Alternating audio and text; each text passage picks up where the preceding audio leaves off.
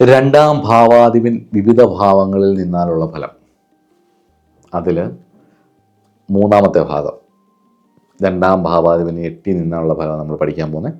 Astrology master ക്ലാസ്സിൻ്റെ പുതിയൊരു അധ്യായത്തിലേക്ക് ഏവർക്കും സ്വാഗതം.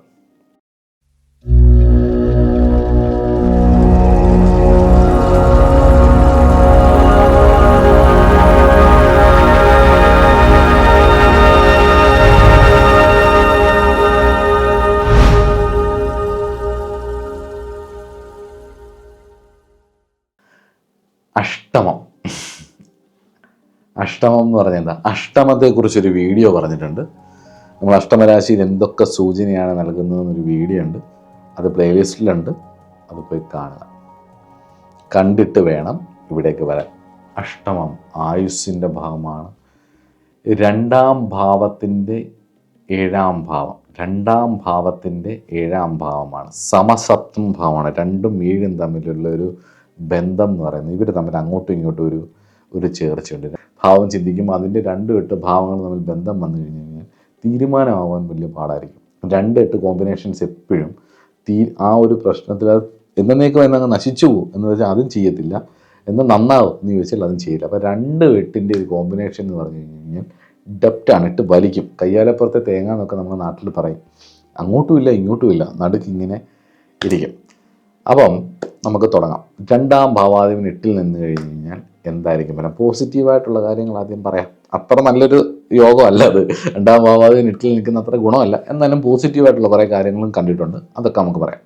വളരെ ഇൻഡ്യൂട്ടീവായിരിക്കും. രണ്ടാം ഭാവാധിപൻ 8-ൽ നിന്ന് ഇൻഡ്യൂട്ടീവായിട്ടുള്ള കഴിവുകൾ അവർക്കുണ്ടാവും.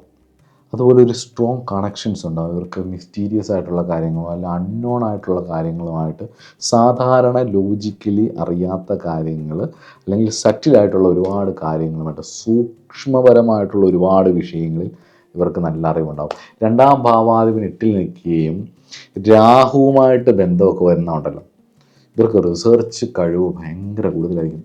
റിസർച്ച് ചെയ്യാനുള്ള കഴിവുണ്ടാവും. വിദ്യാഭാവമല്ലേ അഷ്ടമത്തിൽ ഇങ്ങനെ റിസർച്ച് ചെയ്യും. ഈ ആസ്ട്രോളജി പോലുള്ള കാര്യങ്ങളിൽ വല്ലാത്ത അറിവുകളുണ്ടാവും. ഉപയോഗിക്കുന്നത് വരെ ആകാശത്തിൻ്റെ കീഴെ എന്തിനെക്കുറിച്ച് ചോദിച്ചാൽ ഇവർക്കൊരഭിപ്രായം ഉണ്ടാവും.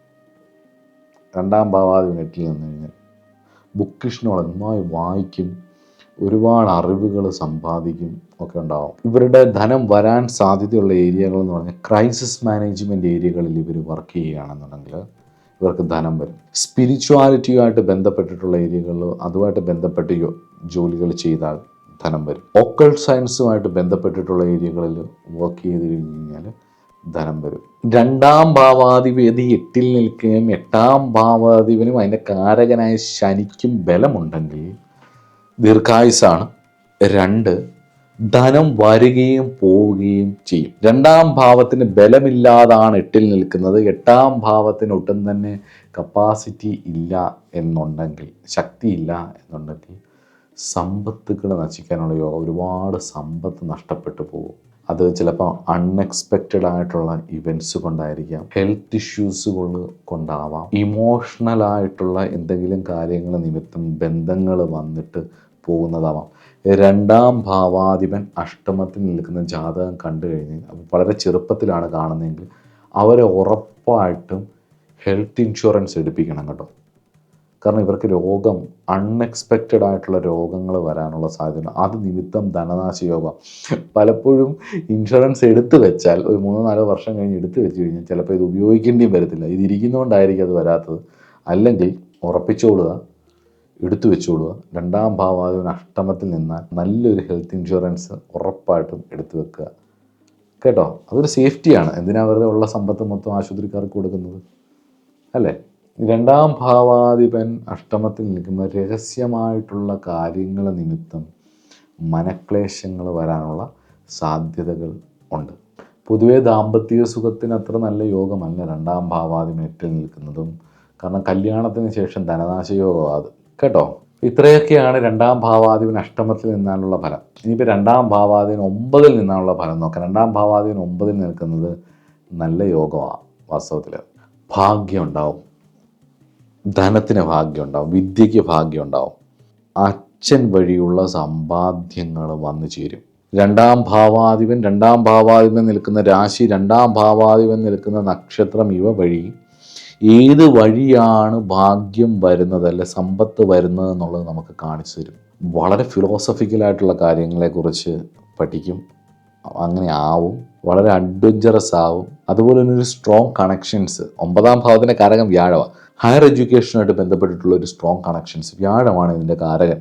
അതുകൊണ്ട് രണ്ടിൻ്റെയും കാരകൻ വ്യാഴമായതുകൊണ്ട് 2 9 കൂടെ ഒരേ കാരകൻ്റെ കീഴിലായതുകൊണ്ട് വ്യാഴം ബലപ്പെട്ടുണ്ടല്ലോ, കാരകന് ബലവും ഭാവാധിപതിക്ക് ബലവും കൂടെ വന്നാൽ ഹയർ എഡ്യൂക്കേഷൻസ് അല്ലെങ്കിൽ സ്പിരിച്വലായിട്ടുള്ള കാര്യങ്ങളിലൊക്കെ നല്ല സ്ട്രോങ് ആയിട്ടുള്ളൊരു കണക്ഷൻ ഉണ്ടാവും, ഭാഗ്യം ഉണ്ടാവും. 9ാം ഭാവാധിപനോട് കൃത്യസ്ഥലത്ത് നിൽക്കണം കേട്ടോ. ഇത് രണ്ടുമായിട്ടാണ് നമ്മൾ ചിന്തിക്കുന്നത്. അപ്പോൾ 2ാം ഭാവത്തിൻ്റെ കാര്യമാണ് മെയിനായിട്ട് പറയുന്നത്, ഭാഗ്യം ഉണ്ടാവും. അതുപോലെ തന്നെ ഇൻ്റർനാഷണൽ ട്രേഡുകളിൽ അതുവഴി ധനം വരാം, ഹയർ എഡ്യൂക്കേഷൻ അതുമായിട്ട് ബന്ധപ്പെട്ടിട്ടുള്ള ജോലികൾ വഴി ധനം വരാം, സ്പിരിച്വാലിറ്റിയുമായിട്ട് ബന്ധപ്പെട്ടിട്ടുള്ള കാര്യങ്ങളിൽ നല്ല ധനം ഉണ്ടാവും.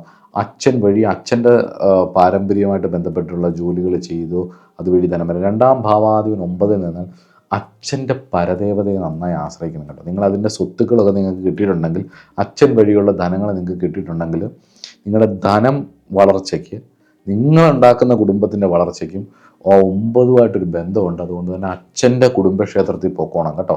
ധർമ്മസ്ഥാനമാണത്, ധർമ്മക്ഷേത്രമാണത്, അച്ഛൻ്റെ ധർമ്മദേവതയാണ്. അച്ഛൻ എവിടെ നിന്നാണ് ധനം കിട്ടിയെന്ന് നോക്കണം. നിങ്ങൾക്കത് അച്ഛൻ ഉണ്ടാക്കിയതാണോ അച്ഛൻ വഴിയുള്ളതാണോ എന്നൊക്കെ. അച്ഛൻ്റെ അമ്മയുടെ അടുത്തേക്കല്ല പോകണ്ടേ, അച്ഛൻ്റെ അമ്മയുടെ അടുത്തും പോകണം, അച്ഛൻ്റെ കുടുംബക്ഷേത്രത്തിലും പോയി ആചരിക്കണം കേട്ടോ. അങ്ങനെയാണെങ്കിൽ നിങ്ങൾക്ക് സാമ്പത്തിക ഉയർച്ച ഉണ്ടാവും. ഇവർ റിലേഷൻഷിപ്പിലൊക്കെ പല ആൾക്കാരുമായിട്ടൊക്കെ ബന്ധങ്ങൾ വരുമ്പം, ഈ പലപ്പോഴും അച്ഛനുമായിട്ടൊക്കെ ആണെങ്കിൽ പോലും കൺസെപ്റ്റുകൾ തമ്മിൽ ഡിഫറെൻ്റ് ആയിട്ടുള്ള ഫിലോസഫിക്കൽ പേഴ്സ്പെക്റ്റീവ് കാരണം പലതരത്തിലുള്ള കോൺഫ്ലിക്റ്റുകൾ അച്ഛനുമായിട്ടോ അല്ലെങ്കിലും ഇവരുടെ ഒരു ഇടപെടുന്ന ആൾക്കാരുമായിട്ടോ ബന്ധപ്പെട്ട് ഇവർക്ക് വരാൻ സാധ്യതയുണ്ട്. അതുപോലെ തന്നെ ഇവരുടെ ഒരു നെഗറ്റീവായിട്ടുള്ളൊരു കാര്യം പറയുന്നത് ഈ 9ാം ഭാവമായിട്ട് ബന്ധപ്പെട്ട് വരുമ്പോൾ അച്ഛനുമായിട്ടുള്ള ഉടക്ക നിമിത്തം അച്ഛനെ ധിക്കരിച്ചൊക്കെ ഇറങ്ങിപ്പോയിട്ട് സാമ്പത്തിക നഷ്ടങ്ങൾ വരാം. ആവശ്യമില്ലാതെ ട്രാവൽ ചെയ്ത് പോയിട്ട് സാമ്പത്തിക നഷ്ടങ്ങൾ വരാം. എക്സസീവായിട്ടുള്ള സ്പെൻഡിങ്, എന്തെങ്കിലുമൊക്കെ ഒരു സബ്ജക്റ്റ് ജീവിതത്തിൽ വന്നിട്ട് ഇപ്പം ശരിയാക്കാൻ, ആ ഒരു ട്രോമയെ ഹീൽ ചെയ്യാൻ വേണ്ടി ട്രാവൽ ചെയ്താൽ ശരിയാകുമെന്ന് പറഞ്ഞിട്ട് ഒരുപാട് പൈസ ട്രാവൽ ചെയ്തു അവിടെ ഇവിടെയൊക്കെ പോയിട്ട് കളയും. ട്രാവൽ ചെയ്യുന്ന മോശമായതുകൊണ്ടല്ല, ഞാനും ട്രാവൽ ചെയ്യുന്ന ഒരാൾ, എനിക്കിഷ്ടമാണ് യാത്രകൾ ചെയ്യുന്നത്. പക്ഷെ നമ്മൾ ട്രാവലിംഗ് കൊണ്ടുള്ള ഗുണം നമ്മൾ എക്സ്പ്ലോർ ചെയ്യണമെങ്കിൽ നമ്മൾ അതിന് വേണ്ടിയിട്ടാണ് പോകേണ്ടത്. ഒരു ലക്ഷ ട്രിപ്പ് പോലെ പോയാൽ നമ്മളൊരു പാക്കേജിനുള്ളിലായിരിക്കും ആ നിന്ന് പോകുന്നത്. അതേ സമയത്ത് ഒറ്റയ്ക്ക് ട്രാവൽ ചെയ്താൽ, ഒറ്റയ്ക്ക് പല പല സ്ഥലങ്ങളിൽ പോയാൽ, എനിക്ക് 9ാം ഭാവത്തിന് നല്ല ബലമുള്ളത് കൊണ്ട് തന്നെ ഞാൻ പുണ്യസ്ഥലങ്ങളിൽ ഒരുപാട് സഞ്ചരിക്കാനുള്ള ഭാഗ്യം ഉണ്ടായിട്ടുണ്ട്. അപ്പോൾ പല പുണ്യസ്ഥലങ്ങളിൽ പോകുമ്പോഴും 9ൻ്റെ കാരകനായിട്ടുള്ള വ്യാഴം അനുഗ്രഹിച്ചുകൊണ്ടായിരിക്കാം എനിക്ക് ഒരുപാട് ഭാഗ്യം. മിക്കപ്പോഴും ആദ്യകാലങ്ങളിലൊക്കെ ഒറ്റയ്ക്കായിരുന്നു യാത്ര ചെയ്തിരുന്നത്. നമുക്ക് അവിടെ ഒരു സ്വീകാര്യത കിട്ടുക, നമുക്ക് അവിടെ നിന്ന് പുതിയ പുതിയ അനുഭവങ്ങൾ കിട്ടുക, നമ്മുടെ കൺഫ്യൂഷൻസ് ഒരുപാട് മാറുന്ന കാര്യങ്ങൾ കിട്ടുക, ഇതിങ്ങനെ ഇഷ്ടം പോലെ അനുഭവങ്ങൾ ഉണ്ടാകും. പക്ഷേ 2ാം ഭാവാധിപൻ 9ൽ നിൽക്കുമ്പോൾ അതിന് എന്തെങ്കിലും ഒരു പാപബന്ധമോ ഇതോ വന്നു കഴിഞ്ഞ് നമുക്ക് എന്തെങ്കിലും ഒരു പ്രശ്നം വരുമ്പോഴത്തേക്ക് കുറച്ച് പൈസ എടുത്തുകൊണ്ട് നമ്മൾ എവിടെയെങ്കിലും ഒന്ന് പോകും. പോകുമെന്ന് പറഞ്ഞു കഴിഞ്ഞാൽ പാക്കേജ് ആയിട്ടുള്ള ഒരു ഇതിൽ നിന്നൊരു അതൊരു ലക്ഷ ട്രിപ്പ് പോലെ അതൊരു സ്ഥലം കാണൽ മാത്രമായിരിക്കും. അതല്ലല്ലോ, ട്രാവലിംഗ് നമുക്ക് ഒരുപാട് എക്സ്പീരിയൻസ് കിട്ടാനുണ്ട്, ഒരുപാട് കാര്യങ്ങൾ പഠിക്കാനുണ്ട്. അതൊക്കെ 9ാം ഭാവത്തിന് ബലമുള്ളവർക്കാണെങ്കിൽ വരും. ഇപ്പം 2ാം ഭാവാധിപൻ 9ൽ നിന്ന് കഴിഞ്ഞ് കഴിഞ്ഞാൽ ദൂരയാത്രകൾ, സ്പിരിച്വൽ യാത്രയാണ്. 9ാം ഭാവം എന്ന് പറഞ്ഞാൽ തീർത്ഥാടനമാണ്. തീർത്ഥാടനങ്ങൾ, പലതരത്തിലുള്ള അനുഭവങ്ങൾ കിട്ടുന്ന യാത്രകൾ ഒക്കെ വരും. അപ്പം അതിനുവേണ്ടിയൊക്കെ പൈസ മുടക്കും. നെഗറ്റീവായിട്ടാണ് നിൽക്കുന്നെങ്കിൽ വെറുതെ പൈസ മുടക്കും, ഒരു അനുഭവം ഉണ്ടാവത്തും ഇല്ല. പൊതുവെ 2ാം ഭാവാധിപൻ 9ൽ നിൽക്കുമ്പോൾ ഈ 2ൻ്റെ 8ആണല്ലോ 9, 9ൻ്റെ 6 2, 9, 10, 11, 12, 1, 2. അപ്പം 6ാം ഭാവമാണ്. അപ്പം ബാല്യത്തിൽ, ചെറുപ്പത്തിൽ അനാരോഗ്യങ്ങൾ വരാം. 2ൻ്റെയോ 9ൻ്റെയോ ഒക്കെ ദശ വന്നാൽ അനാരോഗ്യങ്ങൾ, ചെറുപ്പത്തിൽ ആരോഗ്യ പ്രശ്നങ്ങൾ ധാരാളം ഉണ്ടാവും. പക്ഷെ ഒരു ലെവൽ കഴിഞ്ഞാൽ, ഒരു ടീനേജ് ഒക്കെ കഴിയുമ്പോഴത്തേക്കും മിടുക്കനാവും, അല്ലെങ്കിൽ മിടുക്കിയാവും. നല്ല ജോലിയിലും എല്ലാ കാര്യത്തിലും, പഠിത്തത്തിലാണെങ്കിലും എല്ലാത്തിലും ഭാഗ്യവും ദൈവാധീനവും എല്ലാം വന്നു ചേരുകയും ചെയ്യും. പൊതുവേ ഭാഗ്യവും സുഹൃതവും പൂർവ്വജന്മവുമായിട്ട് ബന്ധപ്പെട്ടിട്ടുള്ള ഭാവമാണ്. അതുകൊണ്ട് തന്നെ ആ ഭാവത്തിലേക്കുള്ള ബന്ധം നിങ്ങൾക്ക് അനുഗ്രഹം തരട്ടെ എന്ന് പ്രാർത്ഥിക്കുന്നു. 2ാം ഭാവാധിപൻ 9ൽ നിന്ന് ഭാഗ്യമാണ്. 2ാം ഭാവത്തിൻ്റെ കാരകനായിട്ടുള്ള വ്യാഴം കേന്ദ്ര ത്രികോണങ്ങളിൽ വന്നാൽ തന്നെയും ദൈവാധീനമാണ്. 9ാം ഭാവത്തിൻ്റെ അധിപൻ കേന്ദ്ര ത്രികോണങ്ങളിൽ വന്നാൽ ഭാഗ്യമുണ്ട്. അപ്പം ധനം ഉറപ്പായിട്ടും ഉണ്ടാവും. ഈ മാനദണ്ഡങ്ങളൊക്കെ ഉണ്ടെങ്കിൽ. ഇല്ലെങ്കിൽ അതിനനുസരിച്ചുള്ള ബുദ്ധിമുട്ട്. ഞാൻ ആദ്യത്തെ ക്ലാസ്സിൽ, ഈ സെഷൻ തുടങ്ങിയപ്പോൾ ഉള്ള ആദ്യത്തെ ക്ലാസ്സിൽ ഞാൻ പറഞ്ഞു, ഭാവം, ഭാവാധിപൻ, നിൽക്കുന്ന ഗ്രഹം, നോക്കുന്ന ഗ്രഹം, യോഗം ചെയ്തിരിക്കുന്ന ഗ്രഹം, നിൽക്കുന്ന നക്ഷത്രം, ഇതെല്ലാം ബാധകമാണ്. ഇത് മാത്രമല്ല പല കാര്യങ്ങളും ബാധകമാണ്. ഇതെല്ലാം കൂടെ ചേർന്ന് വരുന്ന ഇതിലൊരു 10 എണ്ണത്തിൽ ഒരു 8 എണ്ണമൊക്കെ അല്ലെങ്കിൽ 6-7 എണ്ണമൊക്കെ വന്നു കഴിഞ്ഞ് കഴിഞ്ഞാൽ തന്നെ ഉറപ്പിച്ചു ധനത്തിന് ബുദ്ധിമുട്ടുണ്ടാവില്ല. അത് ഏതെങ്കിലും വഴി വരും. ഏതെങ്കിലുമൊക്കെ ഭാവമായിട്ട് കണക്ട് ചെയ്യും. ആ വഴിയൊക്കെയാണ് ധനം വരാനുള്ള സാധ്യതയും കൂടാണ് ഞാനിവിടെ ഓർമ്മിപ്പിച്ചത്. അപ്പം അടുത്തത് 2ാം ഭാവാധിപൻ 10ൽ നിന്നാലുള്ള ഫലം എന്താണെന്ന് നമുക്ക് നോക്കാം. 2ാം ഭാവാധിപൻ 10ൽ. 10 എന്താണ്? കർമ്മം. 2, 6, 10 ഇതാണ് അർത്ഥത്രികോണങ്ങൾ. ധർമ്മം കഴിഞ്ഞ് കഴിഞ്ഞാൽ അർത്ഥത്രികോണങ്ങളാണ്. അപ്പം 2ഉം 10ഉം ബന്ധം വന്നാൽ 2ാം ഭാവാധിപൻ നേരെ പോയി 10ൽ നിൽക്കുകയാണ്. സ്ട്രോങ് ആയിട്ടുള്ളൊരു കരിയർ ഫൗണ്ടേഷൻ ഉണ്ടാവും, ഉറപ്പാണ്. 2ാം ഭാവാധിപൻ 10ൽ നിന്നാൽ അതോറിറ്റി ഉണ്ടാവും. ഓരോ കാര്യങ്ങൾ ചെയ്യുന്ന ജോലിയിൽ അവർക്കൊരു അതോറിറ്റി, അവരുമായിട്ട് ബന്ധപ്പെട്ട മേഖലകളിൽ അവർക്കതുണ്ടാവും. ഒരു റെക്കഗ്നിഷൻ കിട്ടും. അധികാര സ്ഥാനങ്ങളിൽ ഇരിക്കുമ്പോൾ അതിന് തത്തുല്യമായിട്ടുള്ള ബഹുമാനങ്ങൾ കിട്ടും. തൽനിമിത്തം ഉണ്ടാവുന്ന ഫിനാൻഷ്യൽ ഗ്രോത്ത് 2ാം ഭാവാധിപൻ 10ൽ ബലപ്പെട്ട് നിന്നാൽ ഉറപ്പാണ് ഫിനാൻഷ്യൽ ഗ്രോത്ത് ഉണ്ടാവും. കർമ്മം വഴി സമ്പത്താണ്, കർമ്മം വഴി പ്രശസ്തിയാണ്, കർമ്മം വഴി കുടുംബത്തിന് മഹിമ എല്ലാം ഉണ്ടാവും. 2ാം ഭാവാധിപൻ 10ൽ നിന്നാൽ സൂപ്പറായിരിക്കും. 2ാം ഭാവാധിപൻ 10ൽ നിന്നാൽ ഏത് തൊഴിലും ആയിക്കോട്ടെ, നിങ്ങളുടെ 10ാം ഭാവമായിട്ട് ബന്ധപ്പെട്ട് ഏത് തൊഴിലും ആയിക്കോട്ടെ, നിങ്ങൾക്ക് അവിടെ നിങ്ങൾക്കൊരു ലീഡർ ആവാൻ പറ്റും. ഒരു അതോറിറ്റി കിട്ടുന്ന ഒരു പൊസിഷനിലേക്ക് എത്തും. പബ്ലിക്കിന് ഉപകാരപ്പെടുന്ന ഒരു മേഖലയിലേക്കും നിങ്ങളെത്തും, സംശയമില്ല. 2ാം ഭാവാധിപതി നിൽക്കുന്ന രാശി, നക്ഷത്രം എന്നിവ വെച്ചിട്ട് നമുക്ക് ചിന്തിക്കാം അതിൻ്റെ കാരകത്വം ഏതാണ്, ഏത് വഴിയാണ് ധനം വരുന്നത് എന്നുള്ളത്. 2ാം ഭാവാധിപന് പാപയോഗമുണ്ടെങ്കിൽ അതേ രാശിയും അതേ നക്ഷത്രങ്ങളും വഴി, ആ നക്ഷത്രാധിപനും വഴിയായിരിക്കും ധനനാശം. ധനം ഉണ്ടാവാനും യോഗമുണ്ട്, അതുപോലെ തന്നെ ധനം നശിക്കാനുള്ള യോഗവും അതേ വഴി തന്നെയാണ് നമുക്ക് സൂചിപ്പിക്കാവുന്നത്. സ്വന്തം കഴിവുകൊണ്ട്, സ്വന്തം പ്രയത്നം കൊണ്ട് കരിയറിലും അതുപോലെ തന്നെ സാമ്പത്തികമായിട്ടുള്ള കഴിവുകളും നമുക്ക് വേണ്ട ഭൗതികപരമായിട്ടുള്ള അസറ്റ്സും എല്ലാം ഉണ്ടാക്കിയെടുക്കും ഇവർ. ഇവർ കരിയറിലൊക്കെ ആണെങ്കിലും നല്ല അടുപ്പമായിരിക്കും ആൾക്കാരുമായിട്ടും. ഇവർക്കൊരു പാരലായിട്ടുള്ള ഒരു വേൾഡ് തന്നെ ഉണ്ടാവും എന്ന് പറയാം. 2ാം ഭാവാധിപൻ 10ൽ നിന്ന് കഴിഞ്ഞാൽ ഇവരുടെ ജോലിയുമായിട്ട് ബന്ധപ്പെട്ട്, ജോലിയുടെ ഒരു സെക്യൂരിറ്റി ആയിട്ട് ബന്ധപ്പെട്ട്, അല്ലെങ്കിൽ ഇവരുടെ മേഖലകൾ നടത്തിയെടുക്കാൻ വേണ്ടിയിട്ട് ഇവർക്ക് ഒരുപാട് ആൾക്കാരെ, ഒരു റിലേഷൻഷിപ്പ് ഇവർ ബിൽഡ് ചെയ്ത് വെക്കും. പക്ഷേ ചിലപ്പം ജോലിയിൽ മേലധികാരികളുമായിട്ടോ താഴെയുള്ള അധികാരികളുമായിട്ടോ ഇവർ ചിലപ്പോൾ ചേരാതെ വരും. കാരണം എന്താ പറയുക, അതൊന്നീ സാമ്പത്തികമായിട്ടുള്ള ഇതുകൊണ്ടായിരിക്കും, ഇവരുടെ കഴിവുകേട് കൊണ്ടല്ല, സാമ്പത്തികമായിട്ടുള്ള ഇവരുടെ ഇതുകൊണ്ടായിരിക്കും. അതുപോലെ തന്നെ ഇവരുടെ ഗോൾ സെറ്റിംഗ് മിക്കപ്പോഴും ധനം റിലേറ്റഡ് ആവാനാണ് സാധ്യത. ഇപ്പോൾ ജോലി പല തരത്തിൽ ആൾക്കാർ ചെയ്യും കരിയറിൽ സക്സസ്. ഇപ്പോൾ 10 എന്ന് പറയുന്നത് അവർക്ക് ഫെയിം, അതോറിറ്റി എല്ലാം കൊണ്ട് കൊടുക്കണ്ട. അപ്പം 2ാം ഭാവാധിപൻ 10ൽ പോയി നിൽക്കുമ്പോൾ ഗോള്, ഇത് കഴിവൊക്കെ ഉണ്ടെങ്കിൽ ഇതെല്ലാം അവർ വാല്യൂ ചെയ്യുന്നത് ഇവർക്ക് കിട്ടുന്ന ധനമാണ്, ധനം ബേസ് ചെയ്തിട്ട്. അപ്പം അങ്ങനെയൊക്കെയുള്ള കോൺഫ്ലിക്റ്റുകൾ വരാനുള്ള സാധ്യതകളുണ്ട്. അത് നിമിത്തം പ്രശ്നങ്ങൾ വരാനുള്ള സാധ്യതകളും ഉണ്ട്. പാപന്മാരുടെയോ അല്ലെങ്കിൽ 2ാം ഭാവാധിപൻ മോശമായിട്ടൊക്കെയാണ് നിൽക്കുന്നതെങ്കിൽ ഇതിൻ്റെ ആഘാതം കൂടും. നല്ലതായിട്ടാണ് നിൽക്കുന്നതെങ്കിൽ ഗുണമായിട്ടും വരും. ആരും അറിയാതെ അങ്ങ് പോകും കേട്ടോ. 2ാം ഭാവാധിപൻ മോശമായാൽ, അല്ലെ 2ാം ഭാവാധിപൻ 10ൽ നിൽക്കുമ്പോൾ അത് ദോഷമാവുകയും നീചസ്ഥാനങ്ങളൊക്കെ ആവുകയും 10ാം ഭാവാധിപൻ 6-8-12 പോവുകയും വ്യാഴം 6-8-12 പോവുകയും ഒക്കെ ചെയ്താൽ എന്തായിരിക്കും ഫലം? നെഗറ്റിവിറ്റി നമുക്കൊന്ന് നോക്കാം. കുറേ പോസിറ്റീവ് കാര്യങ്ങൾ പറഞ്ഞില്ലേ, നെഗറ്റീവായിട്ടുള്ള കാര്യങ്ങളൊന്ന് നോക്കാം. എന്തായിരിക്കും? കരിയറിൽ ഉണ്ടാകുന്ന സെറ്റ് ബാക്സ് കൊണ്ട് ധനനഷ്ടം, സാമ്പത്തിക ബാധ്യതകൾ വരും. കരിയർ പ്രതീക്ഷിച്ച് ഒരുപാട് കാര്യങ്ങൾ ചെയ്തിട്ട് ജോലി പോവുകയോ കരിയർ നഷ്ടപ്പെട്ടു പോവുകയോ ചെയ്തിട്ട് തൽനിമിത്തമുണ്ടാകുന്ന ഫെയിലിയേഴ്സ് ഒന്ന്. അതുപോലെ തന്നെ റെപ്യൂട്ടേഷന് വേണ്ടിയിട്ട് ഒരുപാട് കാര്യങ്ങൾ ചെയ്തിട്ട് അത് നിമിത്തമുണ്ടാവുന്ന പരാജയങ്ങൾ, അല്ലെങ്കിൽ പേരുദോഷങ്ങൾ നിമിത്തമുണ്ടാവുന്ന പരാജയങ്ങൾ. ഇയാൾ ചെയ്തുകൊണ്ടാണ് ഇങ്ങനെ സംഭവിച്ചെന്നുള്ള ഒരവസ്ഥ.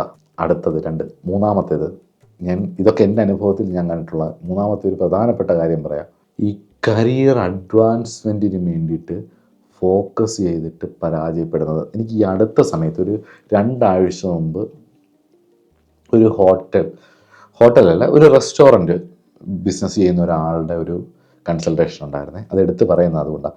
ഈ 2 ആഴ്ചയ്ക്കുള്ളിൽ നടന്ന അതിൽ പുള്ളിക്ക് 2 റെസ്റ്റോറൻറ്റ് ഓൾറെഡി ഉണ്ട്. വളരെ ഒരു 10-30 വർഷമായിട്ടുള്ളതാണ്. അപ്പോൾ അത് നല്ല രീതിയിൽ പൊയ്ക്കൊണ്ടിരിക്കുക, നല്ല രീതിയിൽ മുന്നോട്ട് പോയിക്കൊണ്ടിരിക്കുക. പക്ഷേ അതിൻ്റെ ഒരു വളർച്ചയ്ക്ക് വേണ്ടിയിട്ട്, പെട്ടെന്ന് വളർത്താൻ വേണ്ടിയിട്ട് പുള്ളി, അല്ലെങ്കിൽ ഒരു ലെവലെത്തിയതുകൊണ്ട് വളർത്താൻ വേണ്ടിയിട്ട് മകനുമായി ചേർന്നുകൊണ്ട് എറണാകുളം പോലൊരു സ്ഥലത്ത് ഒരുപാട് ഫണ്ട് സ്പെൻഡ് ചെയ്ത് ഒരു റെസ്റ്റോറൻറ്റ് തുടങ്ങി. ആ റെസ്റ്റോറൻറ്റ് ഇപ്പം ഒരു ബാധ്യതയായിരിക്കും. കാരണം എന്ന് വെച്ച് കഴിഞ്ഞ് കഴിഞ്ഞാൽ സമയമോ കാലമോ നോക്കാതെ നമ്മളൊരു കാര്യത്തിന് ഇറങ്ങി പുറപ്പെട്ടാൽ അത് ജോഷ്യം നോക്കണമെന്നൊന്നുമില്ല കേട്ടോ. നമുക്ക് ഒരു അവിടുത്തെ സാഹചര്യങ്ങളും കാര്യങ്ങളും ഒക്കെ ഒന്ന് ഒബ്സർവ് ചെയ്തിട്ട് നമ്മുടെ അവസ്ഥകളും കൂടി ഒന്ന് ഒബ്സർവ് ചെയ്തിട്ട് വേണം ഫസ്റ്റ് സ്റ്റെപ്പ് വെക്കാൻ. രണ്ടാമത് അത് വെക്കുമ്പോൾ ഉണ്ടാകുന്ന കൺഫ്യൂഷൻസ് ഉണ്ട്. എല്ലാ കാര്യങ്ങളും ഓക്കെയാണ്, എന്നിട്ട് എന്തുകൊണ്ട് സെറ്റാവുന്നില്ല എന്ന് പറയുമ്പോൾ വേണമെങ്കിൽ ജ്യോതിഷത്തെ സമീപിക്കാം, വേണമെങ്കിലല്ല സമീപിക്കണം. ഫസ്റ്റ് സ്റ്റെപ്പേ പാളിപ്പോയി. ആ ഒരു ലൊക്കേഷനെ കുറിച്ച് പുള്ളി പറഞ്ഞപ്പോൾ തന്നെ ഞാൻ പുള്ളിയോട് ചോദിച്ചത്, നിങ്ങൾക്ക് ഇത്രയും വർഷത്തെ ബിസിനസ് എക്സ്പീരിയൻസ് ഇല്ല, പിന്നെ എന്തിനാണ് അങ്ങനെ ഒരു സ്ഥലത്ത് ഇത് തുടങ്ങിയത്? അപ്പോൾ പുള്ളിയുടെ ന്യായങ്ങളൊക്കെ കേട്ടപ്പം വിധി ബുദ്ധിയെ നിയന്ത്രിക്കും, കാലദോഷം വരുമ്പം വിധി ബുദ്ധിയെ നിയന്ത്രിക്കും എന്നുള്ളതാണ്. അപ്പം നമ്മൾ അതുകൊണ്ട് കരിയർ അഡ്വാൻസ്മെൻറ്റിന് ഫോക്കസ് ചെയ്യുമ്പം നമ്മളവിടുത്തെ സാഹചര്യങ്ങളെക്കുറിച്ചും ഇതിനെക്കുറിച്ചൊക്കെ മനസ്സിലാക്കണം. റിസ്ക് എടുക്കാം, നല്ലതാണ്. പക്ഷേ സ്റ്റേബിളായിട്ട് നിൽക്കുമ്പം റിസ്ക് എടുക്കുന്നത് നമുക്ക് സ്റ്റേബിളായിട്ട് നിൽക്കുന്നതിനെ ഒലയാത്ത രീതിയിൽ വേണം അത് ചെയ്യാൻ എന്നുള്ളതും കൂടെ എനിക്ക് ആ കൺസൾട്ടേഷനിൽ നിന്നും എനിക്കൊരു പാഠമായി. മറ്റുള്ളവർക്ക് പറഞ്ഞു കൊടുക്കാനും എൻ്റെ ജീവിതത്തിലേക്കും മനസ്സിലാക്കാനും ഒരു പാഠമായി. അപ്പം 2-ാം ഭാവാധിപൻ 10-ൽ നിൽക്കുമ്പോൾ സൂക്ഷിക്കുക. എന്ത്? എടുത്തുചാട്ടം. എന്തിൽ? കരിയറിൽ. അത് അഡ്വാൻസ് ചെയ്യാൻ നോക്കുമ്പോൾ ഒന്ന് ശ്രദ്ധിക്കുക. പുതിയ ജോലിയിലേക്ക് ശ്രദ്ധിക്കാൻ നേരത്ത് വലിയ ജോലിയിലേക്കും പുതിയ കാര്യങ്ങളിലേക്കും ഒക്കെ ശ്രദ്ധിക്കുമ്പം നമ്മളുടെ അവസ്ഥ, നമുക്ക് പ്രശ്നമുണ്ടാവാത്ത രീതി, ഒരു സേഫ് സോൺ നോക്കി വേണം അടുത്ത ഒരു സ്റ്റെപ്പിലേക്ക് ചാടാൻ, കേട്ടോ. അപ്പോൾ ഇനി 2-ാം ഭാവാധിപൻ 11-ൽ നിന്നാൽ എന്തായിരിക്കും ഫലം? 2-ാം ഭാവാധിപൻ 11-ൽ. 11 എന്ന് പറഞ്ഞു കഴിഞ്ഞാൽ സർവ്വലാഭ ഭാവമാണ്, മുതിർന്ന ജ്യേഷ്ഠൻ്റെ ഭാവമാണ്, അതുപോലെ തന്നെ കമ്മ്യൂണിറ്റിയുടെ ഭാവമാണ്, ഫ്രണ്ട്ഷിപ്സിൻ്റെയും കമ്മ്യൂണിറ്റികളുടെയും ഒക്കെ ഭാവമാണ്. അപ്പോൾ 2-ാം ഭാവാധിപൻ 11-ൽ നിൽക്കുന്നത് നല്ല ധനലാഭമാണ്, നല്ല ഭാഗ്യയോഗവുമാണ്, കേട്ടോ. അവർ ഇന്നോവേറ്റീവായിട്ടുള്ള മേഖലകളിൽ സക്സസ്ഫുൾ ആവും. ടെക്നോളജികളായിട്ടുള്ള മേഖലകളിൽ, അതായത് ഫ്യൂച്ചറിസ്റ്റിക് ആയിട്ടുള്ള ഫ്യൂച്ചറിൽ വരാൻ പോകുന്ന ടെക്നോളജി അങ്ങനെയുള്ള കാര്യങ്ങളിലൊക്കെ ഇടപെട്ടാൽ ഇവർ സക്സസ്ഫുൾ ആവും. അതുപോലെ തന്നെ സോഷ്യൽ കാര്യങ്ങളുമായിട്ട് ബന്ധപ്പെട്ടിട്ടുള്ള സ്പിരിച്വൽ കാര്യങ്ങൾ ഇങ്ങനെയൊക്കെയുള്ള ബന്ധപ്പെട്ടിട്ട് മറ്റുള്ളവരുടെ സപ്പോർട്ട് ഇവർക്ക് കിട്ടും. ഇവരുടെ പുതിയ ഐഡിയാസ് പുറത്തേക്ക് കൊണ്ടുവരാനും മറ്റുള്ളവരുടെ സപ്പോർട്ട് നിമിത്തം ഇവരുടെ സ്വപ്നങ്ങളെ വളർത്തിയെടുക്കാൻ പറ്റും. 2-ാം ഭാവം അതുവഴി ധനം വരും. ബാല്യത്തിലൊക്കെ ചിലപ്പോൾ ആരോഗ്യം കുറവായിരിക്കും, അല്ലെങ്കിൽ ബാങ്കിങ് മേഖലകൾ, അല്ലെങ്കിൽ ചെറിയ ഫിനാൻസുകളൊക്കെ ഉണ്ടല്ലോ, മറ്റുള്ളവരെ സപ്പോർട്ട് ചെയ്യുന്ന രീതിയിലുള്ള കാര്യങ്ങൾ ഇങ്ങനെയൊക്കെ ചെയ്തും വളരാം. അതുപോലെ തന്നെ റിലീജിയസ് ഫൗണ്ടേഷൻസ് ഉണ്ടല്ലോ, അല്ലെങ്കിൽ ചാരിറ്റബിൾ ട്രസ്റ്റ്, ഇങ്ങനെയൊക്കെയുള്ള ഫൗണ്ടേഷൻസ് വഴി ഒക്കെ ഇവർക്ക് ഒരുപാട് ഇവരുടെ ഐഡിയാസ്, അതായത് ഇവർ കൂടുതൽ 2-ാം ഭാവാധിപൻ 11-ൽ നിന്ന് വരുന്ന ഫ്യൂച്ചറാണത്, പ്രപഞ്ചം അനുഗ്രഹിച്ച് തരുന്നതാണ്. അപ്പോൾ അവിടെ പലർക്കും അത് അനുഗ്രഹമായിട്ട് കിട്ടേണ്ട കാര്യങ്ങളാണ് 2-ാം ഭാവാധിപൻ 11-ൽ വരുന്നത്. അങ്ങനെയൊക്കെയുള്ള കാര്യങ്ങൾ ചെയ്താൽ ധനം മാത്രമല്ല പലതരത്തിലുള്ള വളർച്ചയും അനുഗ്രഹവും ഉണ്ടാവും. അതെൻ്റെ പേഴ്സണൽ എക്സ്പീരിയൻസ് കൊണ്ടും എനിക്കറിയാതെ. കാരണം നമ്മൾ ധനമുണ്ടാക്കാനല്ലാതെ നമ്മൾ പല കാര്യങ്ങളെയും സപ്പോർട്ട് ചെയ്യാനും പല കാര്യങ്ങളും ഇന്നോവേറ്റീവായിട്ടുള്ള കാര്യങ്ങൾ ചെയ്യുകയാണെങ്കിൽ അതിന് വേണ്ടിയിട്ടുള്ള സപ്പോർട്ട് പുറത്തുനിന്ന് വരും. 2-ാം ഭാവാധിപൻ 11-ൽ നിന്ന് കഴിഞ്ഞാൽ അതാണ് ഫലം. ദോഷം വരാൻ പോകുന്നത് എങ്ങനെ അറിയോ? നമ്മളുണ്ടാക്കുന്ന കമ്മ്യൂണിറ്റിക്ക് വേണ്ടിയിട്ട് എക്സസീവായിട്ടുള്ള ഫണ്ട് സ്പെൻഡ് ചെയ്ത് കഴിഞ്ഞ് കഴിഞ്ഞാൽ 2-ാം ഭാവാധിപൻ എക്സസീവായിട്ടുള്ള സ്പെൻഡിങ് നിമിത്തം, ഫ്രണ്ട്ഷിപ്പിന് നിമിത്തമോ അല്ല കൂട്ടുകാർക്ക് നിമിത്തമോ അല്ല നമ്മുടെ കമ്മ്യൂണിറ്റിക്ക് നിമിത്തമോ അവരിൽ നിന്ന് അവരതിൻ്റെ ഒരു കമ്മ്യൂണിറ്റിക്ക് വേണ്ടിയോ ഒക്കെ ധനം സ്പെൻഡ് ചെയ്യുമ്പോൾ നമ്മളങ്ങ് നശിക്കുന്ന രീതിയിൽ സ്പെൻഡ് ചെയ്യരുത്. എപ്പോഴും ഹ്യൂമാനിറ്റേറിയൻ പെർസ്യൂട്ട്സിന് വേണ്ടിയിട്ടായിരിക്കണം ധനം സ്പെൻഡ് ചെയ്യുന്നത്. അല്ലാതെ ഇത് നമ്മൾ കാണിക്കാൻ വേണ്ടിയിട്ടും അല്ലെങ്കിൽ മറ്റുള്ളവരുടെ സപ്പോർട്ട് കിട്ടാൻ വേണ്ടിയിട്ടൊക്കെ ഒരുപാട് പണം സ്പെൻഡ് ചെയ്താൽ ആ കാശെല്ലാം അങ്ങ് പോകും, വലിയ വീഴ്ചകൾ വരും. 2-ാം ഭാവാധിപൻ 11-ൽ നിൽക്കുമ്പം ധനം വരേണ്ടതാണ്, ഈശ്വരാനുഗ്രഹം കൊണ്ടാണ് വരേണ്ടത്. അപ്പോൾ വരുന്നത് നിങ്ങളുടെ പ്രവൃത്തി കൊണ്ടാണ്. സത്യസന്ധമായിട്ട് ഒരുപാട് കാര്യങ്ങൾ ചെയ്താൽ ആ ധനം വരും. പക്ഷേ അത് ധനമായാലും വിദ്യയായാലും നിങ്ങളുടെ ഫ്യൂച്ചർ കാര്യങ്ങൾ നിങ്ങൾ ചെയ്യുമ്പം അത് ഫ്യൂച്ചറാണ്. ഇന്നോവേറ്റീവായിട്ടുള്ള നിങ്ങളുടെ ഐഡിയാസ് എല്ലാം ഫ്യൂച്ചറുമായിട്ട് കണക്റ്റഡ് ആയിരിക്കും. അപ്പം പ്രപഞ്ചം അത് അനുഗ്രഹിച്ച് തരും. പക്ഷെ തരുമ്പം അതിനെ ആറ്റിക്കളഞ്ഞാലും വളർന്നേ കളയാമെന്ന് പറയും. നല്ല കയ്യിലേക്ക് അത് കൊടുക്കാവും, കൊടുത്താലേ അത് ഇരട്ടിക്കത്തുള്ളൂ. ഇല്ലെങ്കിൽ 11-ാം ഭാവമാണ് നഷ്ടം ഉണ്ടാക്കും. കേട്ടോ, രണ്ടാം ഭാവാധിപൻ അത് വിദ്യയായാൽ, രണ്ടാം ഭാവാധിപൻ 11 നിന്നാൽ വിദ്യ ഉണ്ടാവും, ധനം ഉണ്ടാവും, നല്ല സൗഹൃദങ്ങളുണ്ടാവും, സപ്പോർട്ട് ചെയ്യുന്ന ആൾക്കാർ കൂടെ വരും. പക്ഷെ അതൊക്കെ കൃത്യമായിട്ട് ഉപയോഗിക്കുകയും വേണ്ടതുപോലെ ചെയ്തുമില്ലെങ്കിൽ ഇതെല്ലാം തിരിഞ്ഞു കുത്തും ഒരു കാലത്ത്. മനസ്സിലാവുന്നു, ഇതൊന്നും കൊണ്ട് ഉപകാരപ്പെടാതെ പോകും. കാരണം പ്രപഞ്ചം അങ്ങനെയാണ്. നമ്മൾ ശ്രദ്ധിക്കണം. നമുക്ക് കിട്ടുന്ന അവസരത്തെ കൃത്യമായിട്ട് ഉപയോഗിക്കാനും നമ്മൾ പഠിക്കുകയും വേണം.